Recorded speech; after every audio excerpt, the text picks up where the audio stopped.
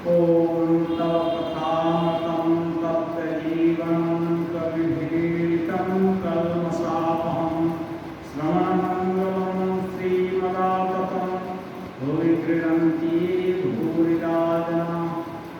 श्री रामकृष्ण वचनम। श्री रामकृष्ण देव नंदन बागान के ब्राह्मण समाज में भक्त लोगों के साथ बातचीत कर रहे हैं, वार्तालाप कर रहे हैं। वही प्रसंग चल रहा है। नंदन बागान काशीश्वर मित्र का बागान बाटी था। उनका वे सज्जन थे, उनका देहांत हो चुका।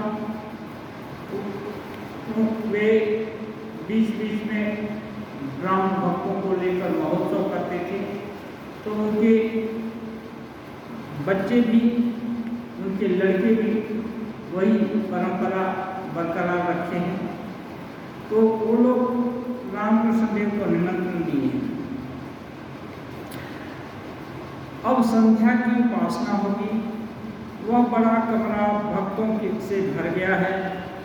कुछ ब्राह्मण महिलाएं हाथों में संगीत पुस्तक लिए कुर्सियों पर आकर बैठ गई। पियानो और हारमोनियम के सहारे ब्रह्म संगीत होने लगा।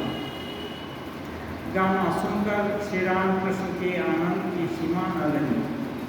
क्रमशः उद्बोधन, प्रार्थना और उपासना हुई।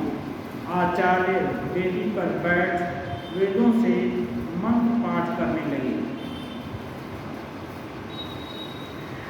ओम पितामहसि पितामह बोधि नमस्तेस्तु माहिंसी।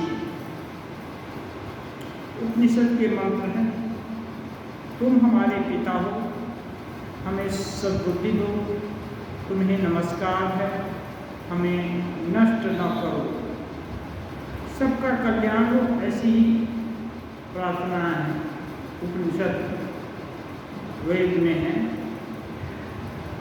उनको ही सामूहिक रूप से सभी लोग मिलकर उनका उच्चारण करते हैं और धारणा करने की कोशिश करते हैं कि हे परमात्मा, तुम हमारे पिता हो। पिता माने पालन करने वाला। हमें सद्बुद्धि दो। तुम्हें नमस्कार है, हमें नष्ट न करो। नष्ट न करो में सुबुद्धि देने से नष्ट होने की संभावना नहीं है। बुद्धि विकृत कर देने से नष्ट होने की संभावना है।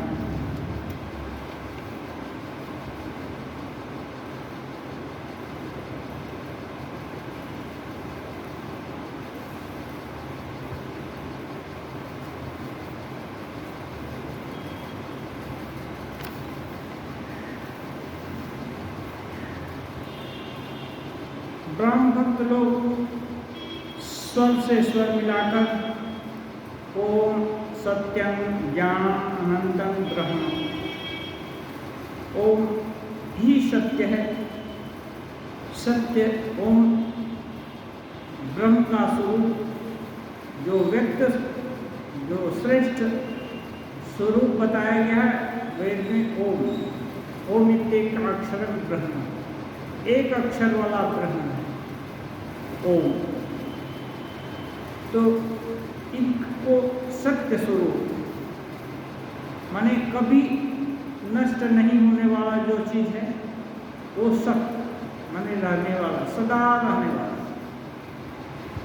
यहाँ तक कि प्रलय में भी रहने वाला, उसको सत्य बोलते हैं। ज्ञान जिस चीज से सब जाना जाता है, जिसके कारण सब कुछ जाना जाता है या जानने की क्रिया होती है, ये सभी में पूर्ण मात्रा में विराजमान और अनंत, अनंत में जिसका आदि और अंत नहीं है। ब्रह्म को ऐसे करके इतिवाचक रूप में बोलते हैं। नेति नेति में भी तरह से बोलते हैं, ठीक ठीक। तो नेति नेति करके ही बोला जा सकते हैं कि ये नहीं ब्रह्म, ये नहीं है, वो नहीं है, वो लेकिन इति इति करके बोलने से ओम शब्द के रूप में और सत्य स्वरूप, ज्ञान स्वरूप, अनंत आनंद स्वरूप ये ब्रह्म का विशेषण लगाते ये करते हैं। यद्यपि ब्रह्म सभी विशेषणों से परे है, लेकिन धारणा करने के लिए, जैसे समुद्र कैसा है, अनंत जलराशि पूरी भरती है, अनंत जलराशि। अब इसका कितनी न्यूटिकल माइल है इसको कौन देखने जाता है। इसलिए बड़ा की अवधारणा करने के लिए ऐसा बोलते हैं, आनंद स्वरूपम अमृतम यद विभाति। यद विभाति में जो समाधि में साधक को बोध होता है, आनंद रूपम, आनंद रूप ये ब्रह्म का, जिसको समाधि होती है वो आनंद का की अनुभूति करते हैं। आनंद स्वरूप वो क्या है, वो कैसा आनंद है वो बोला नहीं जा सकता है। ठाकुर बोलते हैं वो बोला नहीं सकता, वो देखो, और जो जिसको होता है वही जानता है। अमृतम, अब ऐसी आनंद का जिसको बोध हो गया है वो अमर हो जाता है।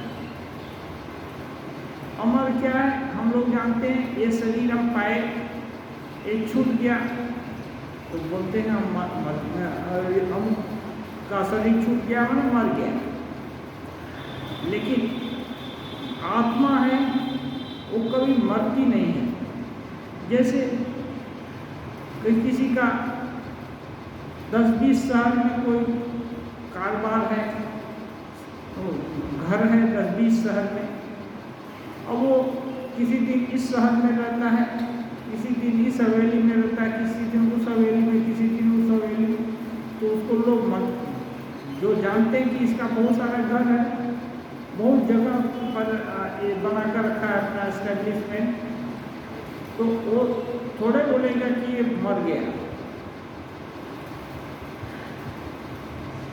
लेकिन जो नहीं जानते हैं वो ये एक ही जगह पर देखा है उसको, तो वह हठात उसको शंका हो सकती हो ना हो उसका शरीर छूट गया हो।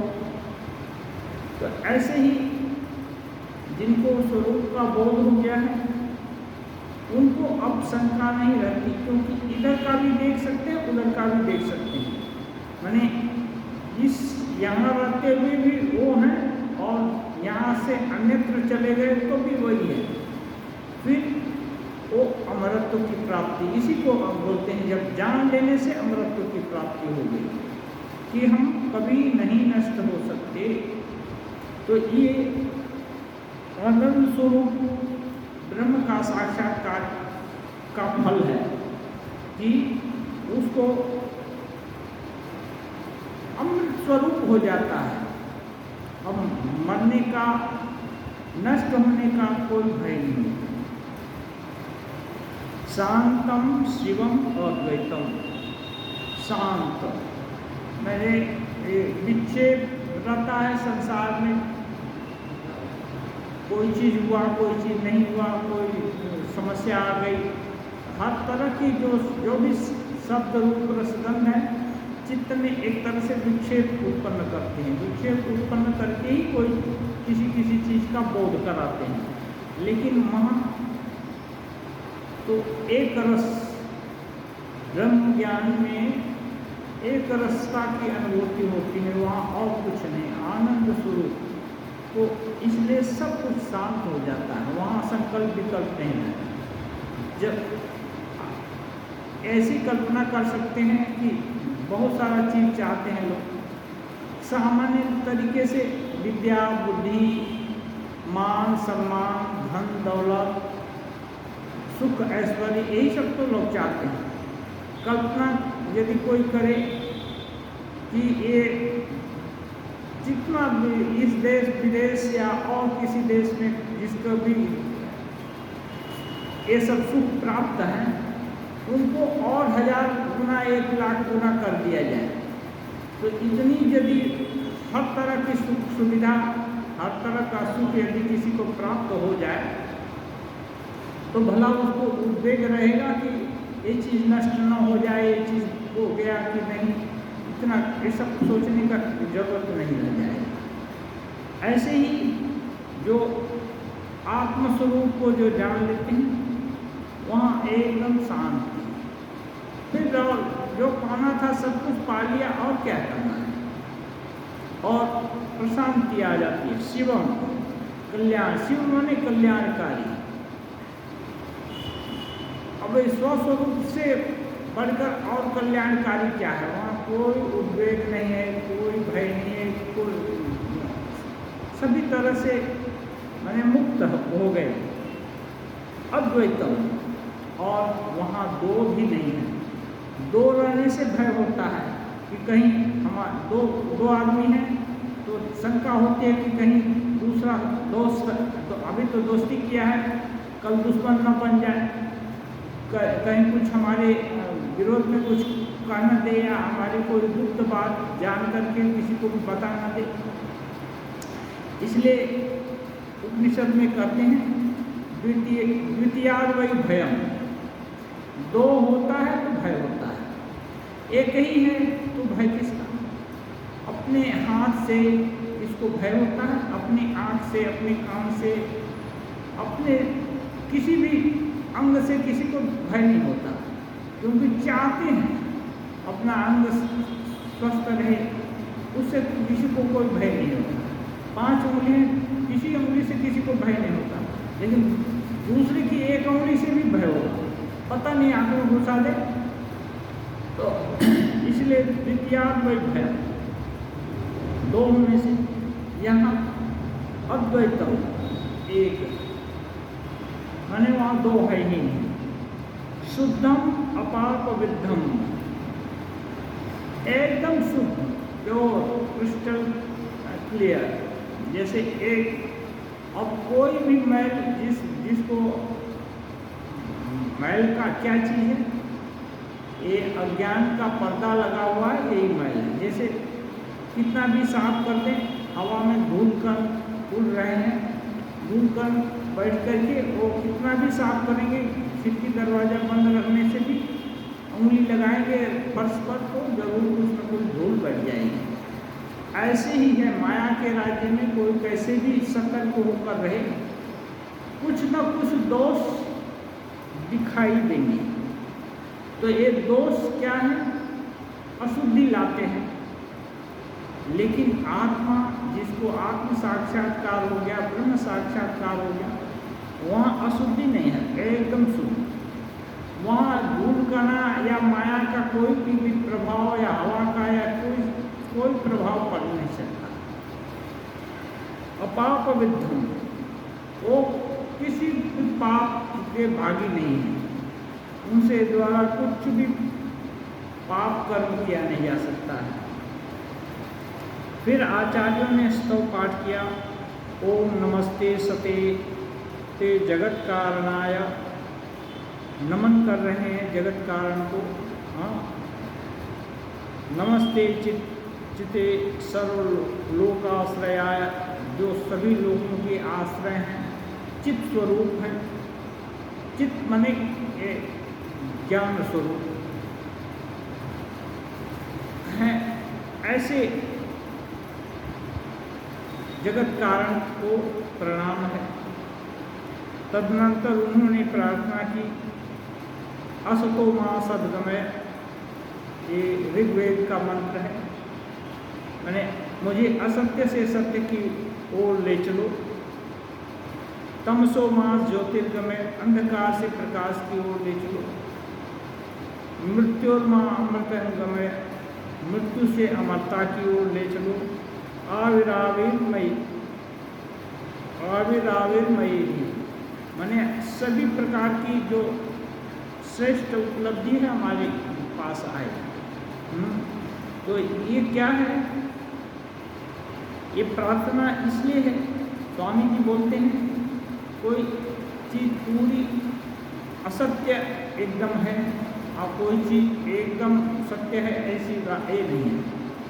सत्य स्वरूप तो भगवान ही है। जो रिलेटिव सत्य के जिस सत्य को हम लोग समझते हैं, इसमें असत्य से सत्य माने ये तारतम्य है। जैसे अभी इस जगह को जो धूप में देख रहा है वो इस जगह को बोलेगा यहाँ तो अंधेरा है, धूप में खूब प्रकाश है। और जब रात आएगी तो यही प्रकाश ज़्यादा दिखेगा और वो अंधेरा दिखेगा। तो ये क्या है, तुलनामूलक है। इसीलिए असत्य से सत्य की ओर ले चलना के लिए प्रार्थना करते हैं। माने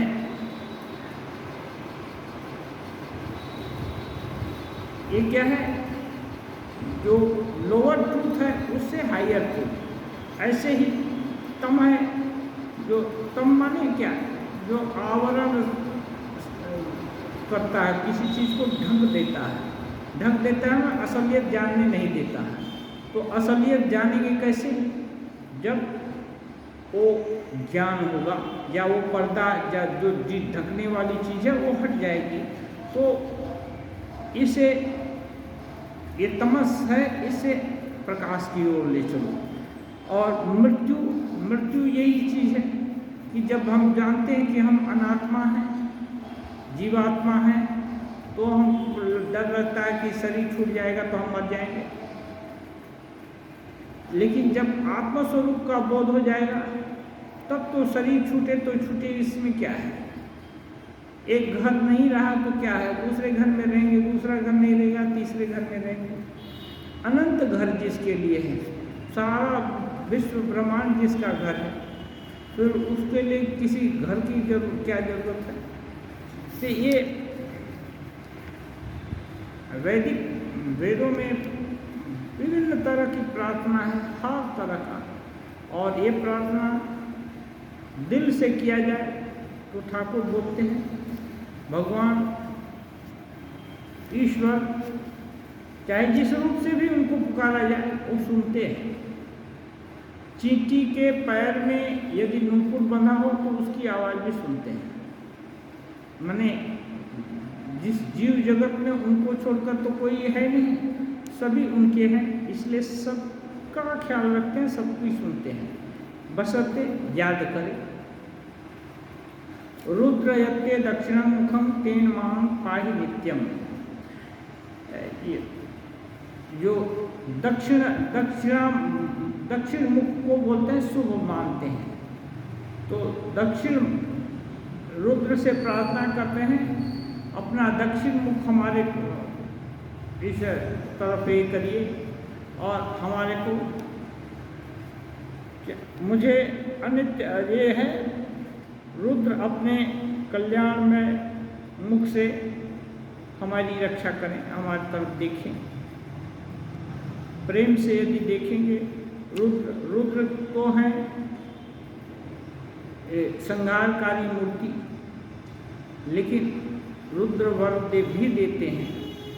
आशुतोष हैं, जल्दी वर देते हैं, लेकिन वही यदि प्रेम से देखेंगे तो वर देंगे, और यदि थोड़ी टेढ़ी नज़र से देखेंगे तो विनाश हो जाएगा। लेकिन उनका विनाश करना भी अपने कल्याण के लिए ही होता है। ऐसा नहीं है कि विनाश जो मृत्यु होती है, ये जैसा हम लोग जन्म लेते हैं मरते हैं, तो ये मरण नुकसान करने के लिए होता है, बात नहीं। अभी एक कक्षा में पास हो गए तो दूसरी कक्षा में जाना ही पड़ेगा ना। तो इस जन्म की जितनी उपलब्धि करनी थी वो कर लिए, अब इस चोला को नहीं बदलेंगे तो दूसरी उपलब्धि करने के लिए कैसे जाएंगे। इसलिए मृत्यु खराब चीज़ नहीं है, मृत्यु बहुत भगवान की बनाई हुई बहुत श्रेष्ठ वस्तु है। इसके कारण जो कुछ भी लघुता है, कमियां हैं इस जन्म की, सब खत्म हो जाती हैं। जो कोई बहुत अपने को पुरस्कार मिला हुआ है, इनाम मिला हुआ है, या अच्छी अच्छी उपलब्धि मिली हुई है, सब कुछ छोड़ देना पड़ता है। एक मृत्यु त्याग सिखाती है कि यही सब सत्य नहीं है। मृत्यु न हो तो आदमी धन दौलत या किसी चीज़ जो भी उनको मिल गया उससे चिपटे रहेंगे, कभी नहीं छोड़ेंगे। लेकिन मृत्यु ऐसी चीज़ है कि वो जबरदस्ती सबको छुड़ा देती है। दुख है, दुख भी छूट जाता है, सुख है, सुख भी छूट जाता है, सब कुछ छूट जाता है। इसलिए ये भगवान की बनाई हुई बहुत अच्छी चीज़ है। इसलिए कोई विदेशी राइटर बोलता है हाँ कि जब से मैंने सुना कि मृत्यु जीवन का दूसरा नाम है, एक मृत्यु होगी तो जब तक मुक्त नहीं होंगे दूसरा जन्म मिलेगा, तब से मैं सिर पर कफन बांधकर कातिल को खोजता फिरता हूँ। मेरा संहारक कौन है? इसलिए संहार के देवता रुद्र हैं, तो रुद्र की शरण में जाए। नहीं ले चलना है तो एकदम हम हाजिर हैं, आप चलिए, हम आपके साथ जाने के लिए तैयार हैं। तब क्या है, ये डर खत्म हो जाएगा। श्री रामकृष्ण देव बोलते हैं लज्जा घृणा भय ये 3 रहने से नहीं होगा। हाँ, लज्जा किससे? जब सभी अपने हैं, जब एक को छोड़कर और कोई है ही नहीं तो किससे लज्जा होगा, भय क्यों होगा? जब हम एक ही हैं, अपने आँख से, अपने कान से, अपने कोई भी शरीर के अंग से किसी को भय नहीं होता और लज्जा भी नहीं होती। तो जब सभी एक ही हैं तो भय नहीं होगा, लज्जा भी नहीं होगी। लज्जा घृणा भी कैसे होगी? नफरत तो होता है कि दूसरा हमको सम्मान नहीं किया, हमको जो उचित सत्कार देना चाहिए था वो नहीं किया, ठीक व्यवहार नहीं किया, इसके लिए ये है। हाँ, कभी कभी भूल तो अपने हाथ से भी हो जाती है, अपने हाथ से भी आँख में कान में चोट लग जाता है, कहीं न कहीं स्लिप कर जाता है तो पैर भी स्लिप करके गिर जाते हैं। लेकिन जिस भूल के कारण भी चोट लगती है या कोई कष्ट होता है तो उसके लिए अपने को दंडित कोई नहीं करता है। बार बार सोचते हैं कि हम कोशिश करेंगे कि और ये हादसा ये तकलीफ फिर से न दोहराई जाए।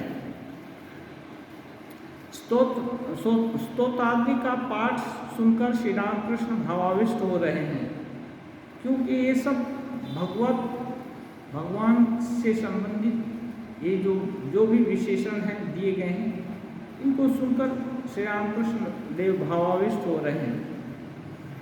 अब आचार्य निबंध पढ़ते हैं। निबंध माने कुछ उपदेश वे पढ़ते हैं। अब श्री रामकृष्ण की ये तो श्री रामकृष्ण कथा वचनामृत है ना, मास्टर महाशय लिखते हैं और मास्टर महाशय कहते हैं अहेतु कृपा सिंधु श्री रामकृष्ण। इनका विशेषण, क्योंकि जो श्रेष्ठ लोग हैं श्री रामकृष्ण ही बोले हैं कि कोई 100 गलती करता है तो संसारी लोग जो कि विषय को ही सार समझते हैं, यदि 100 सही क्रिया और एक गलती कर देगा तो इस गलती के लिए ही याद करते हैं। लेकिन भगवान यदि कोई 100 गलती करे और एक तो सही कर दे, कोई एक अच्छा कर्म कर दे या अच्छी बात, तो उसके लिए भगवान याद करते हैं। ये अंतर है। तो उपासना समाप्त हो गई, भक्तों को खिलाने का प्रबंध हो रहा है। अधिकांश ब्राह्म भक्त नीचे आंगन और बरामदे में टहल रहे हैं। खाने पीने का है तो सभी लोग सोचते हैं जल्दी अपने को सीट मिल जाए, पत्तल मिल जाए। रात के 9 बज गए। श्री रामकृष्ण को दक्षिणेश्वर लौट जाना है। घर के मालिक निमंत्रित गृही भक्तों की संवर्धना में इतने व्यस्त हैं कि श्री रामकृष्ण की कोई खोज खबर नहीं ले सकते।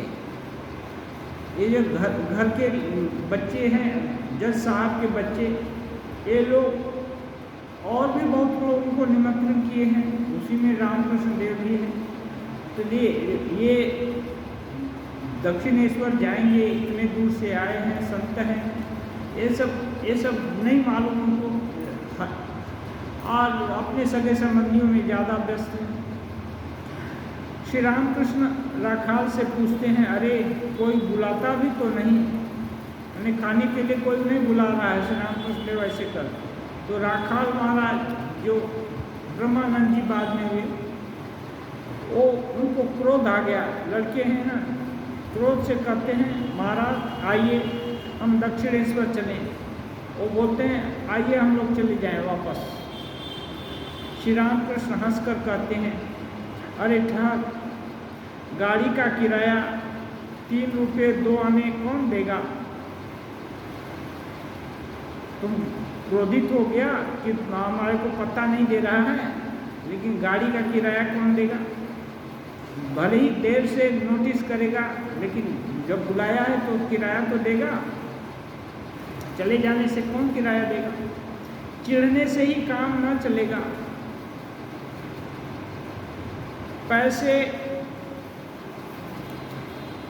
पैसे का नाम नहीं और क्रोध इतना, फिर इतनी रात को कहाँ खाऊंगा? ऐसा कहकर राखाल को एक ये पैसे तो है नहीं तुम्हारे पास, और फिर पैसे कहाँ से देगा गाड़ी का भाड़ा, और इतनी रात को कौन खिलाएगा, कहाँ खाऊंगा? ऐसा उनको बोल करके शांत किए। बड़ी देर में सुना गया कि पत्तलें बिछी हैं। ज़्यादा देर हो गया तो कहीं पत्तल बिछ रहा है। सब भक्त एक साथ बुलाए गए, सब भक्तों लोग को एक साथ बुलाया। उस भीड़ में श्री रामकृष्ण भी राखाल आदि के साथ दूसरे मंजिले में भोजन करने चले।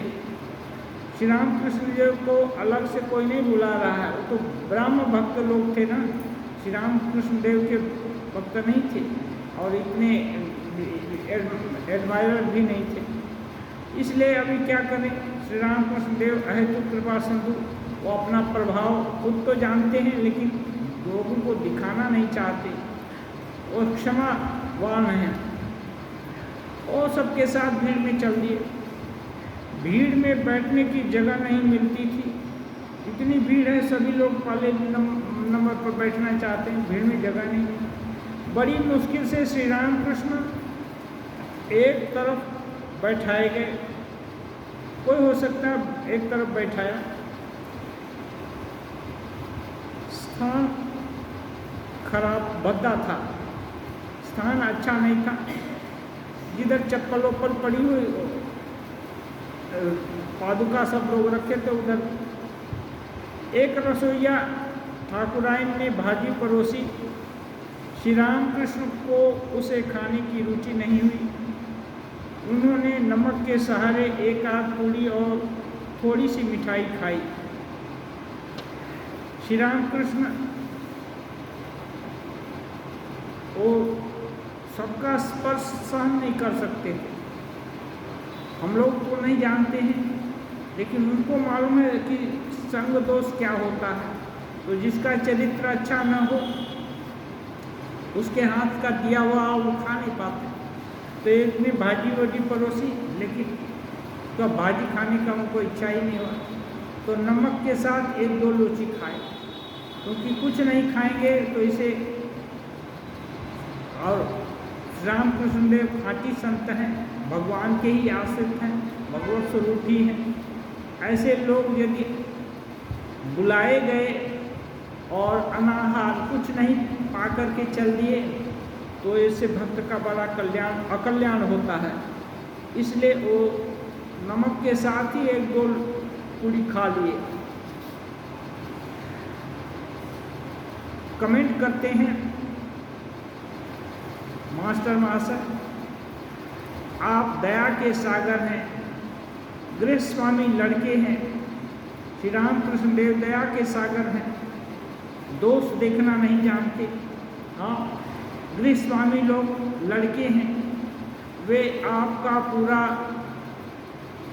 आपकी पूजा करना नहीं जानते, तो क्या आप उससे नाराज होंगे? सेवा सत्कार श्री रामकृष्ण देव का वो लोग करना नहीं जानते। आम लोग जैसे आम लोग बहुत लोग आए हैं ऐसे ही एक ही। तो इसलिए रामकृष्ण देव क्या नाराज होंगे? मास्टर महाशय स्वगत कह रहे हैं, अगर आप बिना खाए चले जाएं तो उनका अमंगल होगा। श्री रामकृष्ण देव यदि नहीं खाकर चले जाए तो बच्चों का अमंगल होगा। फिर उन्होंने तो ईश्वर के ही उद्देश्य से इतना आयोजन किया।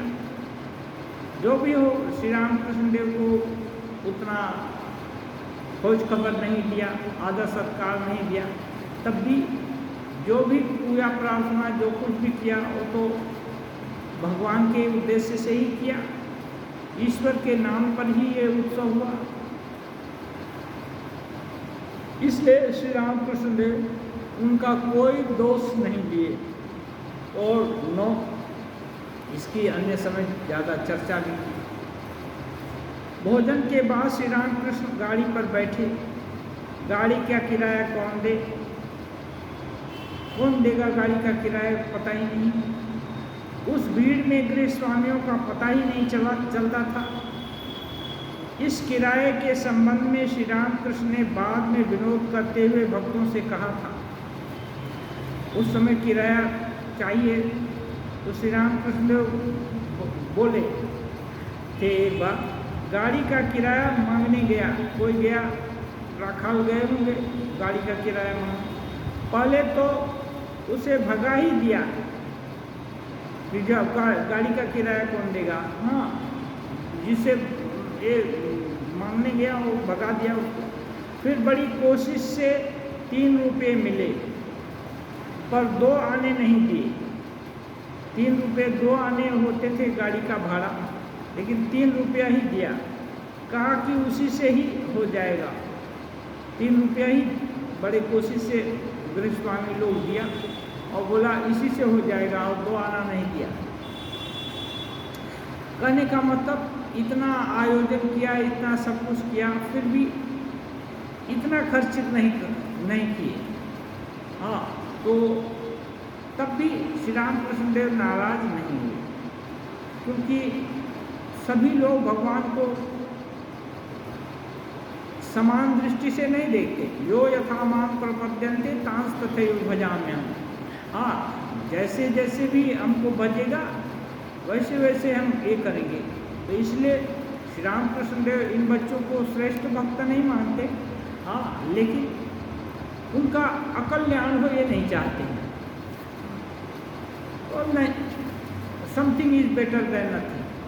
अच्छा किया, उत्सव किया, जो भी हो कुछ तो किया। परिच्छेद 33 अगला परिच्छेद है, भक्तों के साथ कीर्तनानंद में। श्री रामकृष्ण देव 12 साल तपस्या किए। अब तपस्या के बाद क्या करें? ऐसे भगवत पुरुष इसको जो भी भजन, भक्ति, ज्ञान ये सब चाहता है उसको सहायता करते हैं। दिल खोल कर, सच्चे दिल से चाह तो दिल खोल कर सहायता करते हैं। सहायता करने का विभिन्न तरीका है। ये जगत गुरु हैं, हर का के लिए प्रत्येक के लिए कैसा खुराक दिया जा सकता है, कैसा व्यवहार करने से उसके दिल में अच्छी भावना जगेगी, ये सब जानते हैं। इसलिए कभी कभी कीर्तन, कभी कभी नाचते भी हैं, कभी कभी उपदेश भी देते हैं, कभी कभी समाधि में भी चले जाते हैं। कोई कोई उनका समाधि का में गया हुआ स्वरूप देखकर भी वो पुलकित हो जाता है और उसकी सभी जो आशा लेकर जाता है श्री रामकृष्ण देव के पास कि ये हम देखना चाहते हैं, पाना चाहते हैं, वो सब अपने आप मानो मिल जाता है उसको। श्री रामकृष्ण ने कलकत्ता कसारीपाड़ा की हरि भक्ति प्रदायिनी सभा में शुभागमन किया है। कासारी पाड़ा की हरिभक्ति प्रदायिनी सभा में श्री रामकृष्ण देव गए हैं। रविवार है, वैशाख शुक्ला सप्तमी, संक्रांति 13 मई 1883 ईस्वी। आज सभा में वार्षिकोत्सव हो रहा है। मनोहर साईं का कीर्तन हो रहा है। आगे कीर्तन बहुत होता था, पाला दे दे करके। जैसे यहाँ कभी कभी रामायण का पाठ होता है, पूरा आद्योपांत रामायण, कहीं कहीं सुंदरकांड का पाठ होता है। ऐसे बंगाल में बहुत तरह का कीर्तन होता था। तो मनोहर साईं का कीर्तन हो रहा है। श्री राधा कृष्ण प्रेम का गाना हो रहा है। सखियां श्रीमती राधिका से कह रही हैं, तूने मान या प्रणय को क्यों किया? मान माने जो जिसको मानता है वो उसकी बात नहीं सुनने से थोड़ा सा ये दिखाता है, उसको कोप करते हैं तो उसको प्रणय कोप बोलते हैं। तो क्या तू कृष्ण का सुख नहीं चाहती? सखियां राधिका से पूछ रही हैं, तुम कृष्ण से रूठ गई? क्या तुम कृष्ण को सुखी नहीं देखना चाहती? श्रीमती कहती हैं, उनके चंद्रावली के कुंज में जाने के लिए मैंने कोप नहीं किया। वो श्री कृष्ण चंद्रावली के साथ भी एक रास में चंद्रावली के साथ भी चले गए थे। तो श्रीमती कहती है, चंद्रावली के साथ कुंज में श्री कृष्ण गए इसलिए हमको क्रोध नहीं हुआ। वहाँ उन्हें क्यों जाना चाहिए? चंद्रावली तो सेवा नहीं करना जानती, इसलिए वो ये हो रहा है। चंद्रावली स्वार्थी है, वो अपना सुख ज़्यादा चाहती है। विभिन्न तरह के ये हैं, साधक हैं। कोई चाहता है अपना सुख, कोई भगवान का सुख चाहता है। तो राधिका चाहती है कृष्ण जैसे सुखी हो वैसा करना चाहती हैं, वैसा उनका स्वभाव है, कृष्ण के सुख में सुखी। लेकिन चंद्रावली उल्टा अपना सुख चाहती है ज़्यादा उसका। तो श्री कृष्ण उसके पास जाते हैं तो राधिका को थोड़ा गुस्सा आता है। इसको प्रणय को बोलते हैं कि वो सेवा कोई करना नहीं जानती, फिर भी उधर क्यों जाते हैं, ऐसी बात। क्योंकि फिर उनको कष्ट होगा। मतलब यह है कि जो सेवा करना नहीं जानता उधर जाने से उनको कष्ट होगा, इसलिए थोड़ा नाराज हुई। गाने का ऐसा भाव है। विभिन्न तरह से भगवान को याद करना, कभी ऐसा गाना, कभी विरह का गाना, कभी प्रेम का गाना, कभी खुशी का गाना। साधक अपना अपना टेम्परामेंट को गाने के रूप में और उनके भाव के रूप में, क्योंकि एक तरह की गोपियाँ नहीं थी, बहुत भाव वाली। और एक जो गोपियाँ थी, बोलते हैं श्री रामकृष्ण देव कहीं बोले हैं, राम जी जब वन में गए थे दंडकारण्य में, तो कुछ लोग, कुछ ही ऋषि उनको परब्रह्म के रूप में जाने। कुछ ऋषि जानकर भी उनकी वासना हुई कि इनके साथ थोड़ा आनंद करेंगे, खेलेंगे, ये करेंगे। तो ऐसे ऋषि थे, वो लोग ही वो गोपी बन करके वृंदावन में जब कृष्ण अवतार हुआ उस समय आए थे। तो ये लोग उच्च श्रेणी के साधक थे, भले ही गांव के गंवार जैसे दिखते हों या रहे हों, लेकिन उनका ज्ञान था। कृष्ण साधारण नहीं है, अंतरात्मा बोलते हैं, ऐसा करके उनको ज्ञान था। दूसरे रविवार को मानी 20/5/83 की बात है, रामचंद्र के मकान पर फिर कीर्तन हो रहा है। श्री रामकृष्ण आए हैं। वैशाख शुक्ला चतुर्दशी है। श्रीमती राधिका श्री कृष्ण के विरह में बहुत कुछ कह रही है। गाने का भाव है, जब मैं बालिका थी उसी समय से श्याम को देखना चाहती थी। सखी दिन गिनते गिनते नाखून घिस गए। देखो उन्होंने जो माला दी थी वह सूख गई, फिर भी मैंने उसे नहीं फेंका। कृष्णचंद्र का उदय कहाँ हुआ? यानी कृष्ण आए नहीं। मैं माला जब ये है नाखून से गिनती नाखून घिस गया, लेकिन वो नहीं आए। कहाँ है वह चंद्र मान यानी प्रणय को रूपी राहु के भय से नहीं चला गया? वह चंद्र मान रूपी राहु के भय से कहीं चला तो नहीं गया? अब इसका मतलब ये है कि राहु है चंद्रमा को ग्रस लेता है, तो हो सकता है कृष्ण को एक डर तो नहीं हो गया कि राधिका प्रेम से गुस्सा होगी तो वहाँ क्यों जाऊँ? इसके कारण इस भय से तो भाग नहीं गए। उस कृष्ण मेघ का कब दर्शन होगा? मेघ के स्वरूप के जैसा उनका शरीर की कांति थी, कॉम्प्लेक्शन था, तो कहती हैं कि उस कृष्ण मेघ का कब दर्शन होगा? क्या फिर दर्शन होगा भी? प्रिय, प्राण छोड़कर तुम्हें कभी भी न देख सकी। एक तो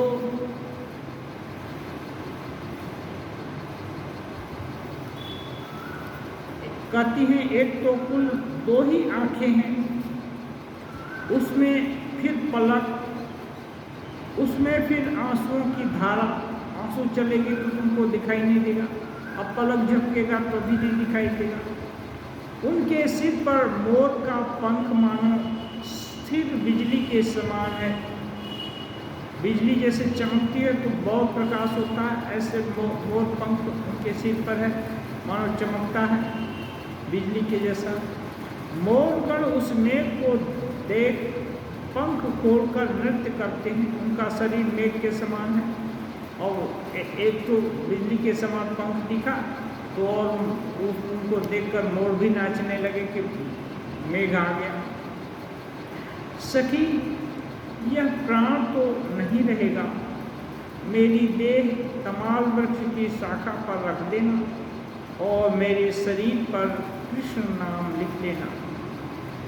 अब जब बहुत कष्ट हो रहा है, कृष्ण नहीं दिखते, तो कहती हैं राधिका, हे सखी, ये मेरे प्राण अब नहीं रहेंगे। तो कृष्ण तमाल की शाखा पर जाकर बैठते हैं, तुम मेरे शरीर को वहीं लटका देना कमाल वृक्ष पर और मेरे शरीर पर कृष्ण नाम लिख देना। इसमें है, वैष्णव भक्तों में है, नाम लिखो, पूरे शरीर पर नाम लिखाते हैं। श्री राम कृष्ण कह रहे हैं वे और उनका नाम अभिन्न है। इसलिए श्रीमती राधिका इस प्रकार कह रही हैं, जो राम वही नाम, नाम और नामी अभिन्न। इस विश्व ब्रह्मांड में भगवान को छोड़कर और कुछ है नहीं, ब्रह्म तत्व को छोड़कर और कुछ है नहीं। ईशावास्यम इदम सर्वम। ब्रह्म के कारण माया दिखती है, माया जब दिखती है तो भगवान छुप जाते हैं। भगवान छुप गए तो अभी उनका दर्शन नहीं होता और दर्शन का सुख भी नहीं होता। तो इसलिए जिसका आस्था है, ये राधिका कृष्ण को जानती है, अच्छा से जानती है, प्रेम भी है, सब कुछ है, लेकिन नहीं मिल रहे हैं, नहीं मिल रहे हैं। इसलिए अब विरह में प्राण छूट जाएगा तो बोलते हैं कि मेरे शरीर पर कृष्ण नाम लिख देना, क्योंकि जो नाम है वही नामी है। इसलिए नामी इस प्रकार से मेरे शरीर से जुड़ जाएगा। तो नाम के साथ नाम ही, इसलिए जब भगवान का नाम लेते हैं तो उनकी उद्दीपना होनी चाहिए। ये उद्दीपना केवल राम राम कहने से नहीं होगा। राम यदि परब्रह्म है, सच्चिदानंद है और मेरे हैं, कैसे भी करके उनके साथ रिलेशन बनाना पड़ेगा। मेरे हैं तब मेरा ही है, एकदम मेरा स्वरूप ही है। श्री राम कृष्ण देव बोलते हैं जो जिसका इष्ट है वह उसकी आत्मा है। मानो आत्मा ही, जो भी साधक साधना में आगे बढ़ना चाहता है उसकी आत्मा ही जो भी उसका इष्ट का गुरु रूप दिखाए या अरूप दिखाए। कोई इष्ट रूप भगवान देखता है, कोई अरूप ओम के रूप में इष्ट देखता है। तो ओम कौन सा चीज़ है? मेरी आत्मा ही ओम है। राम कृष्ण के रूप में या कृष्ण के रूप में, काली के रूप में या जिस रूप में भी देखें, वो मेरी आत्मा ही उस रूप को धारण किया है। तो वो क्या है? मुझसे भिन्न नहीं है। जब मुझसे भिन्न नहीं है तो वो नाम यदि मेरे शरीर पर लिख दिया जाए तो एक ही बात होगी, उनकी निकटता प्राप्त होगी। तो ये सब तरीका है भगवान को याद करने का। श्री रामकृष्ण भावमग्न होकर संकीर्तन का गाना सुन रहे हैं। गोस्वामी कीर्तनिया इन गानों को गा रहे हैं। अगले रविवार को फिर दक्षिणेश्वर मंदिर में वही गाना होगा। उसके बाद वे शनिवार को फिर अधर के मकान पर वही कीर्तन होगा। अब प्रश्न है कि बार यहाँ भी वही कीर्तन हो रहा है, अगले रविवार को दक्षिणेश्वर में भी होगा वही कीर्तन में, वही पदावली होगी, ऐसी बात नहीं है, लेकिन वही हरि कीर्तन होगा, भगवान प्रसन्न का ये होगा। और फिर अधर के मकान पर भी होगा। श्री राम कृष्ण देव से एक दिन हृदय राम पूछते हैं कि बाबा, मामा बोलते हैं, मामा तुम बार बार एक ही चीज़ को विभिन्न समय बोलते रहते हो, एक बार ही क्यों नहीं बोलते थे, बार बार क्यों बोलते थे? तब श्री राम कृष्ण देव नाराज होकर बोले कि मैं एक बार नहीं 1000 बार बोलूँगा, तुम्हारा क्या है? हृदय राम को बोल दिए।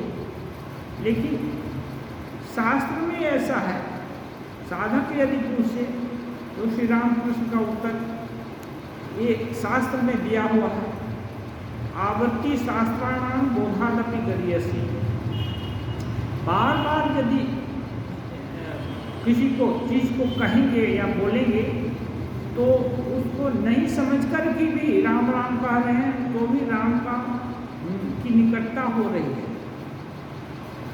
जो कुछ भी कीर्तन हो रहा है, पदावली गा रहे हैं, उसका कीर्तन हो रहा है, वो इतना भक्ति भाव नहीं है, बार बार सुन रहे हैं, तब भी धीरे धीरे करके उसमें रस प्राप्त होगा।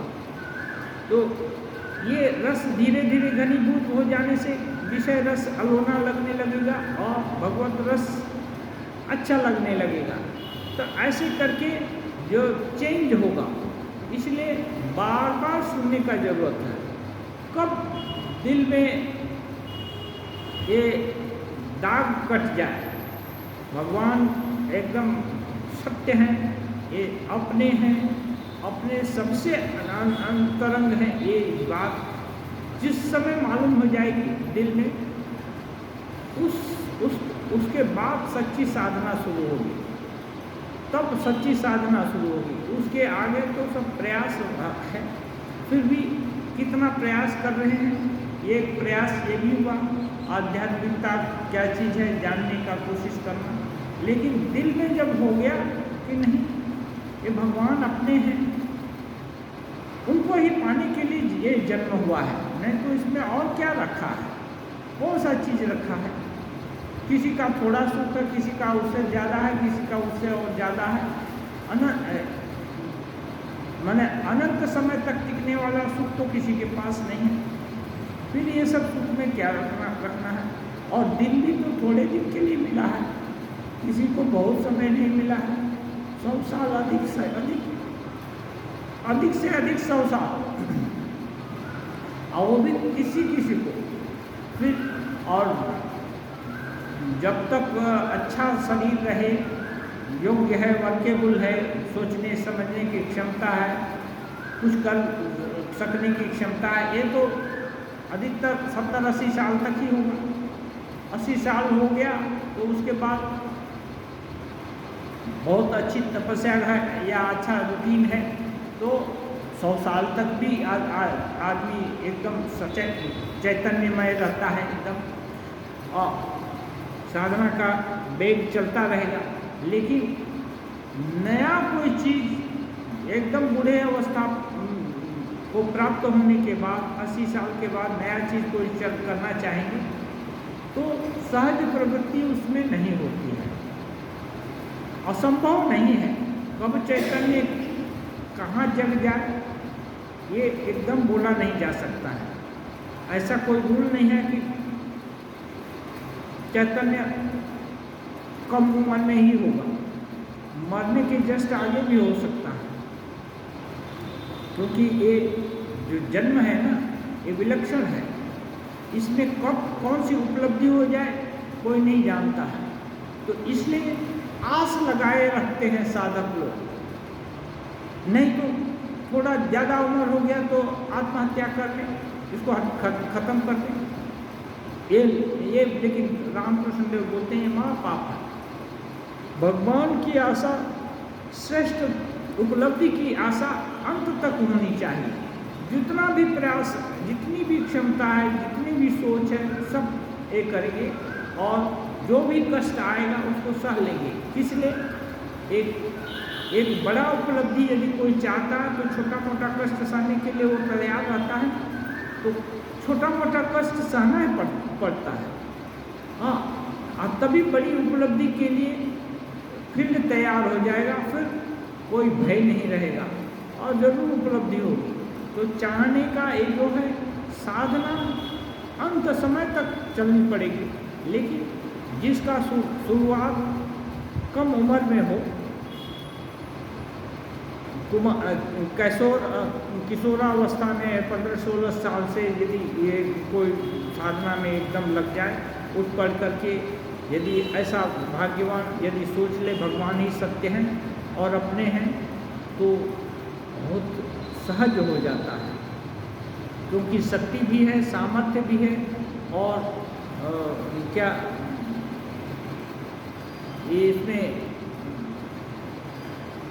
इधर उधर भटकने का चांस भी नहीं है। सही रास्ता पकड़ लिया तो अच्छा से जिंदगी और साधना चलती रहेगी। इसलिए श्री रामकृष्ण देव बार बार एक ही चीज़ कहते भी हैं, कीर्तन भी ये करते हैं, विभिन्न भक्तों के साथ भी जाते हैं और जहाँ जाते हैं वहाँ दूसरे लोग भी पहुँच जाते हैं और बिना बुलाए भी जाते हैं। श्री रामकृष्ण देव कहते हैं भक्त मंडली में जाने के लिए निमंत्रण देने की जरूरत नहीं है, बिना निमंत्रण के भी वहाँ जाना चाहिए। और गया तो कोई उनको भगा नहीं देगा।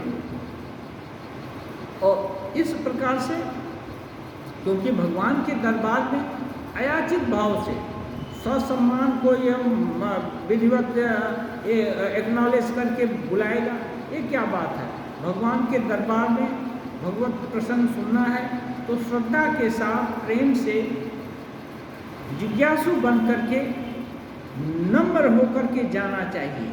हाँ, ये क्या है, जो नीची जमीन होती है ना, श्री रामकृष्ण देव बोलते हैं उसमें पानी रुकता है, ऐसे ही जो विनयी है उसको ज्ञान प्राप्त होता है। श्रद्धावान है, श्रद्धावान लभते ज्ञान तत्पर संयते इंद्रिया। और जाना है तद विद्धि प्रणिपाते न परिप्रश्न न सेवया।